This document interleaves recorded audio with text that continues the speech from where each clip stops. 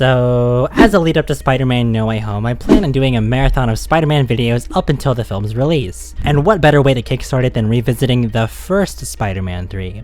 This is a bit of an odd movie as it's got some pretty dicey reviews that led Sony to reboot the character entirely, and it's widely known as to how much the studio meddled with the film. Thus, a lot of people really despise this film. So people, hated me for years. They still hate me. They give you shit for that? All the time. Yeah. Why? What do they say? We hate you. But me, I kinda love it. You what? But with all that out of the way, I just want to say that if you guys enjoyed today's video, please remember to leave a like and subscribe, and follow my social media to stay updated with my content. Alright, let's get into it. The last time I watched Spider-Man 3 was all the way back in 2007 when I owned it on DVD. Recently I rewatched it and this movie is definitely overhated. At its core, Spider-Man 3 is an intricate film about revenge and learning to forgive one another. It's a film that's deeply saturated in character moments, where its main priority is the internal drama, rather than focusing on the spectacle and action. It takes a pretty different approach in the story as the villain archetype is greatly challenged, with Sandman's sympathetic backstory, Harry's feud with Peter that's been built up for 2 movies, and how MJ and Peter's relationship would function if they were actually together. Not only are the character moments immensely strong, but the action, the visual effects, the score, the costume design, the campiness, the personality, the cinematography, all of this and more leads me into my love for Spider-Man 3. The first thing that really surprised me when rewatching this film is really how character focused it is, even more so than Spider-Man 2. The reason that surprised me is because I remember this movie to be very bloated and filled with too many characters, and many other superhero movies that have too many characters or whatever don't really have a lot of intimate character moments because of that. But Spider-Man 3 doesn't have too much action or dull moments. We go through 16 minutes of the movie without seeing a single action sequence. It's just character depth. And obviously there are a lot of character interactions here, so the first relationship I want to delve into here is between Peter and MJ. The film begins with Peter narrating, as per usual, and already you can tell something is gravely off. Peter's happy? Wait, that's illegal. But it's pretty nice to see because we, as a viewer, probably already know that something bad is going to happen soon because that's just the character. So it's nice seeing him read newspapers where the city is praising him. He's even got decent relationships in college. Well, kind of. Levels are perturbed by the electric field. And Peter actually makes it to MJ's shows. Everything seems to be working out for him, so much so that he plans on marrying MJ. This leads us to a really sweet interaction between Aunt May and Peter, where Aunt May recites an anecdote from when Uncle Ben first proposed to Aunt May, with the overall lesson being that being in love isn't enough to marry someone. You have to always put your partner first, and the scene ends with Aunt May giving him a ring so he can propose to MJ. Unfortunately, it seems that Peter falsely thinks he's ready. And maybe it's because Peter was put through the ringer so much in Spider-Man 2, but Peter is really basking in the love the city has for him as his ego becomes heavily bloated. The city hosts parades dedicated to him, he gets love from the media on a daily basis, and he's just really popular and beloved, which is something he doesn't often get. Meanwhile, MJ is in the exact opposite scenario, as she's struggling heavily, career-wise, because critics aren't digging her performance, and Peter does his best to help console MJ until... All cars in the vicinity of 54th and 6th Avenue, please report. Crane out of control. Approach with caution. Go get him, Tiger. Peter gets called away to fulfill his responsibility of helping the city, and it's really sad. Normally when we see Peter leaping out of windows to help people, it's framed in a really heroic or thrilling sense, but here it's just sad as we see MJ all alone with no one to confide in. This was directly foreshadowed at the end of Spider-Man 2, as MJ ultimately chooses to be with Peter, but when Peter dives out the window to be Spider-Man, it's treated as very heroic and bittersweet, and now in Spider-Man 3, it's grating on MJ. MJ's life continuously gets harder as she has to witness Peter soaking in all the glory just after she gets fired and replaced by another actress. It's depressing, but after that she has to watch a freaking parade celebrating her partner, with Peter then recreating the upside down kiss that he and MJ shared. This leads MJ to storm off during dinner, and Peter's proposal goes sideways as he's left alone. I feel like this is the perfect representation as to what it would be like trying to have a relationship with this much responsibility on your shoulders. Peter unfortunately has to negate MJ most of the time, and he's not wrong to do so, and it's also something MJ knew would happen when dating Peter. Peter's harsh life and non-stop hatred character towards him in the first two movies is nicely contrasted to the city's love for him here. So I think it's understandable for him to let his ego get the best of him, as he was previously at such a low point in his life. But when Peter's happy, it probably means something or someone else is going to suffer because of that, and in this case, it's MJ. MJ is now having to get jobs as a singer in some random low-class restaurant, and she walks the streets of New York alone, with practically no one to confide in. MJ is then prompted to break up with Peter because Harry is threatening her. But the really heartbreaking thing is, she actually meant it. Because if it really was an act, they could easily get back together in the film, but don't. Everything MJ says to Peter here, she wholly means, and it's sad. It shows that neither of them could truly be happy in this relationship, which is classic Peter Parker. Speaking of Peter's relationships, let's talk about Harry Osborn. Harry and Peter's relationship isn't the strongest thing in the Raimi trilogy. However, a major point in these films is resolving the conflict of Harry thinking that Spider-Man murdered his father. This is a really interesting dynamic to go into, since Harry has been there for Peter since high school and even looks out for his well-being in the second film.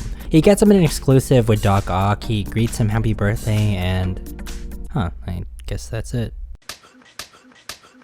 So Spider-Man 3 has the luxury of all this amazing setup, and it starts out really well. Harry tries to just straight up murder Peter, basically no remorse at all, which leads to an amazing fight. Even if you don't like Spider-Man 3, you have to admit that the action goes so hard. Seriously, it's directed so frenetically with so much energy, passion, and it's filled with so many areas of tension. We get bits of dialogue throughout the action, Peter gets slammed through buildings and windows, and then has to worry about getting his ring back while fighting Harry at the same time, which adds another layer of tension. It leads into this alleyway fight where Peter is dodging goblin grenades, Harry is dodging all the stuff in the alleyway since he's going so fast on his glider, Peter launches a goblin grenade back at Harry, it's so well directed. But unfortunately, this really odd amnesia trope is invoked after Harry hits his head on some pipe.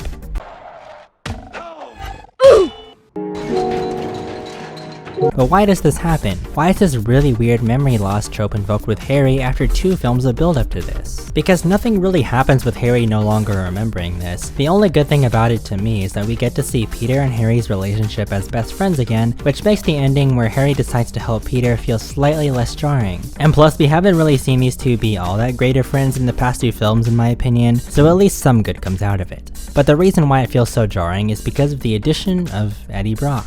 Sam Raimi needed to get Harry out of the picture and to not be a conflict of interest for a long period of time so that he could aptly develop a conflict between Eddie and Peter. You can't really do both, which is why he essentially decommissions Harry at this time.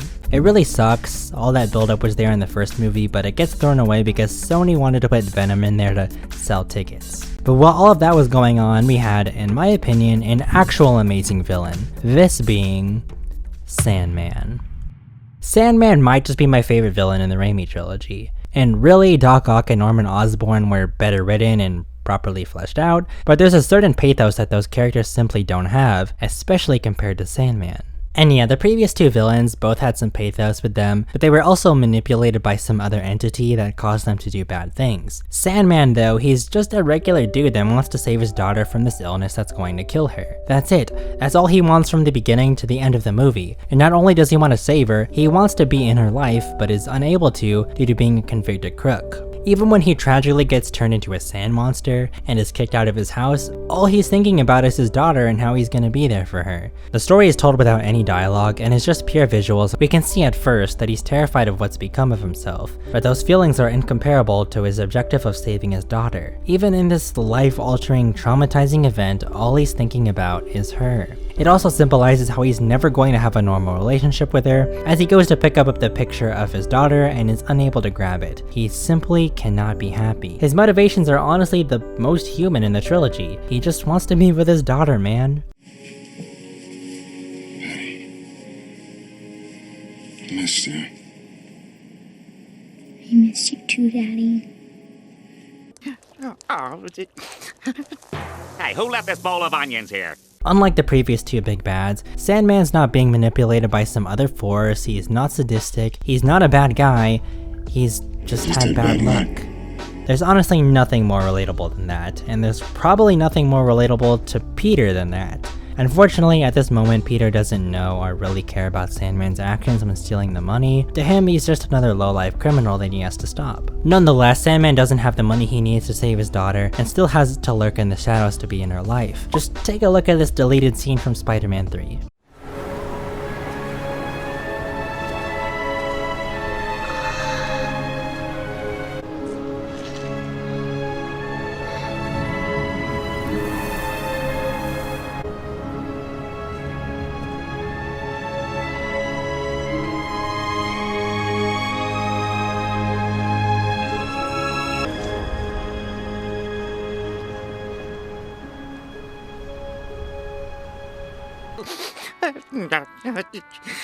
What? Would you get out of here? It breaks my heart that a scene like this got cut out, and I can't help but ponder how much more iconic this character could have been, especially compared to Green Goblin and Doc Ock. Okay, now I'm just getting sad about thinking about that. Hey! Ultimately, making a villain who can't catch a break, like Peter, is honestly genius, and it makes it easier to flesh out the overall theme of revenge. Spider-Man 3 is full of stories about revenge. Harry wants revenge on Peter for killing his father. Peter wants revenge on Eddie for trying to take his staff job away from him. Eddie wants revenge on Peter for costing him his job after showing that Eddie plagiarized photos. Peter wants revenge on Sandman for murdering his Uncle Ben. And Sandman wants revenge on Spider-Man after preventing him from stealing the money he needs to save his daughter's life. We see how much revenge tears all of our characters apart, and none of it leads to any sort of good. And Peter, the guy we think is so morally pure, is also subject to revenge. Here I really like how the symbiote is used, because typically it is used as a way to enhance negative emotions like anger, revenge, and jealousy, so the symbiote enhances Peter's urge for revenge on Flint Marko, the killer of Uncle Ben. This leads us into one of my favorite fight scenes in the Raimi trilogy where Peter finds Sandman with the full intent of just murdering him. The fight is only like a minute and a half long, and the reason that's kinda cool is because that's how long a fight would take if Peter fought his bad guys with absolutely no mercy. Like, look how brutal this is.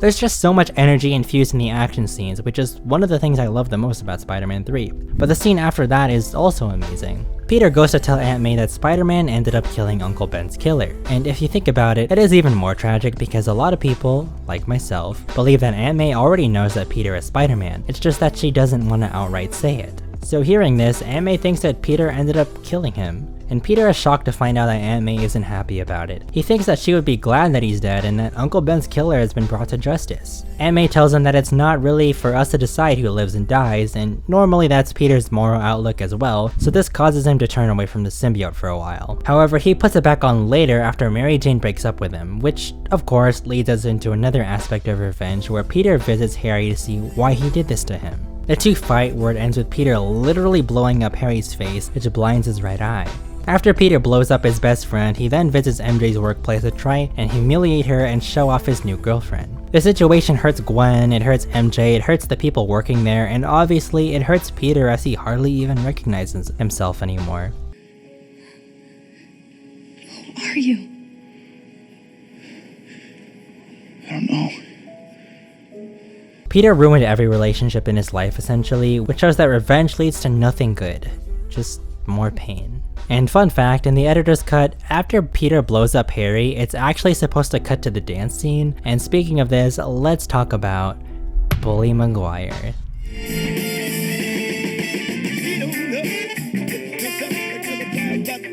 A lot of people bring up this scene when referencing how bad this movie is, but nah. If anything, this is what this movie needed more of. Give me more off-the-rails scenes like this that just make no sense and are so goofy. Like, Peter's just going around New York acting like a diva, he's giving Dr. Connors half a mind while he's on the phone, he tells Ursula to go make food for him, and my guy's putting his feet up on Jonah's desk. It's amazing. And then it culminates into the most iconic part in any Spider-Man movie, the dance. I just love how much fun Sam Raimi is having with this scene. Like, my favorite part of this is that some of the girls Peter's dancing and snapping to are actually liking it. I don't know why, but I always remembered that they all looked repulsed by Peter. But now you can see that some of the girls in the background are actually digging the emo Peter Parker, and I just think it's absolutely hilarious. And the fact that this is the showcase for Peter's declining mental health is phenomenal. And even at this movie's worst, it's still iconic. For real, how many memes, quotes, and lines from this movie are there? So many.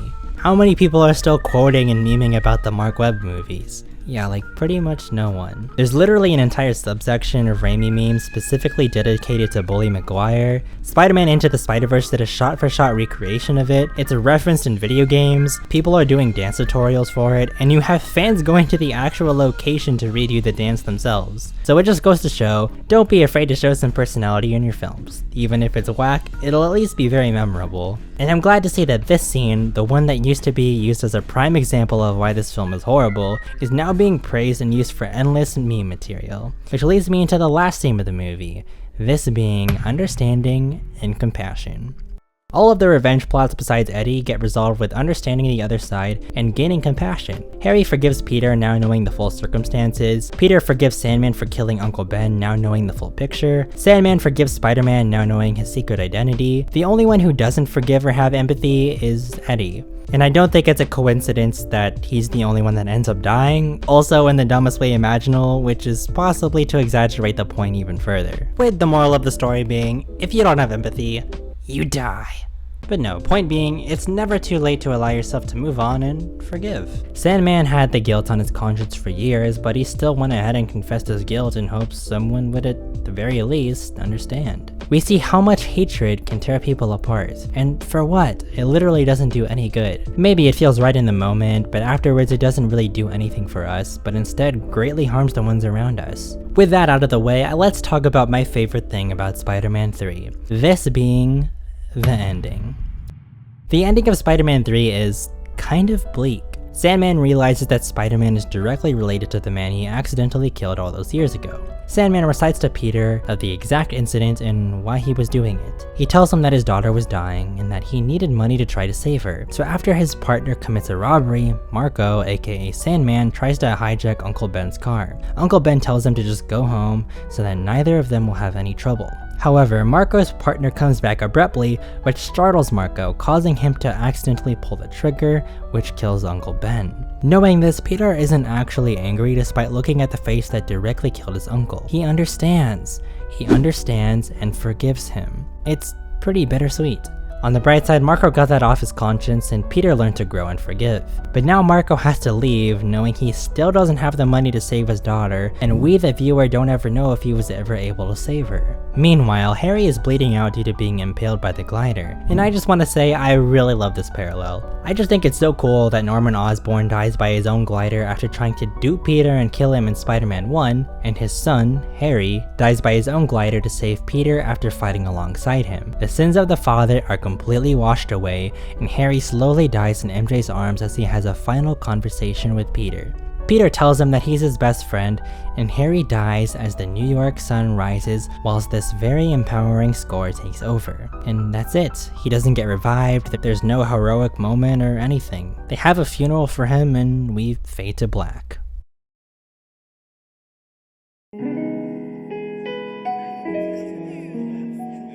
I'm through with love, I'll never fall again, said adieu.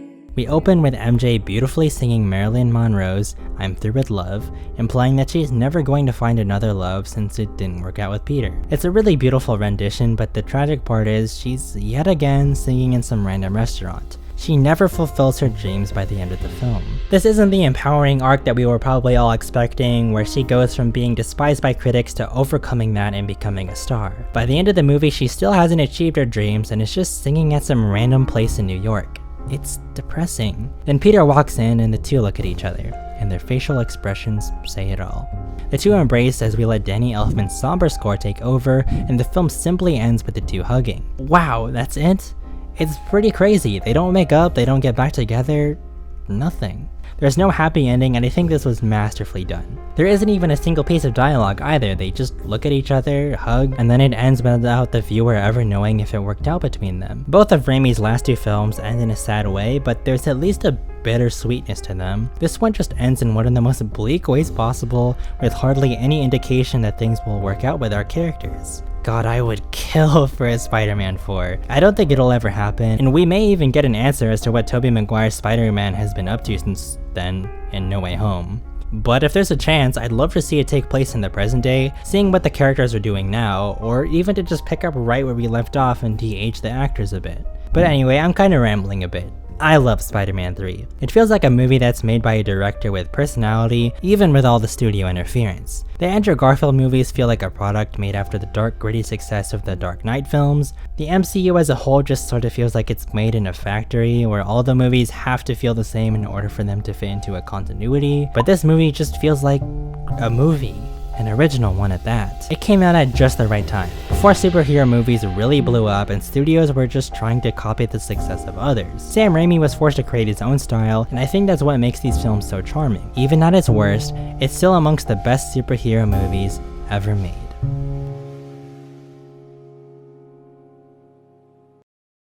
So I hope you guys enjoyed this video essay, and I'd love to know what you guys think of my thoughts. Do you agree? Disagree? What are your thoughts on Spider-Man 3 after all these years? Whatever they are, I'd love to know them in the comments below. With all that being said, if you guys enjoyed the video, it'd mean a lot if you could leave a like and subscribe, and I hope you guys have a wonderful rest of your day. Peace.